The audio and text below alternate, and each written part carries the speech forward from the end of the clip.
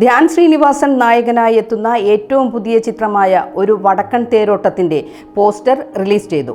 ഗ്രാമീണ പശ്ചാത്തലത്തിൽ ഒരുങ്ങുന്ന ഈ ചിത്രത്തിൽ ബിടെക് ബിരുദത്തിനു ശേഷം ഓട്ടോറിക്ഷ ഡ്രൈവറായി മാറുന്ന നന്ദൻ നാരായണൻ എന്ന കഥാപാത്രമായാണ് ധ്യാൻ എത്തുന്നത്. മാത്രമല്ല തെന്നിന്ത്യൻ താരങ്ങളായ ആനന്ദ്, രാജ് കപൂർ കൂടാതെ മലയാളി താരങ്ങളായ സുധീർ പറവൂർ, ധർമ്മജൻ ബോൾഗാട്ടി, വിജയ് കുമാർ, ദിലീപ് മേനോൻ, കലേഷ്, അംബിക മോഹൻ, അനില തുടങ്ങിയവർക്കൊപ്പം നിരവധി പുതുമുഖങ്ങളും ചിത്രത്തിൽ അണിനിരക്കുന്നുണ്ട്. നായികമാരായി ദിൽന രാമകൃഷ്ണനോടൊപ്പം മാളവിക മേനോനും എത്തുന്നുണ്ട്.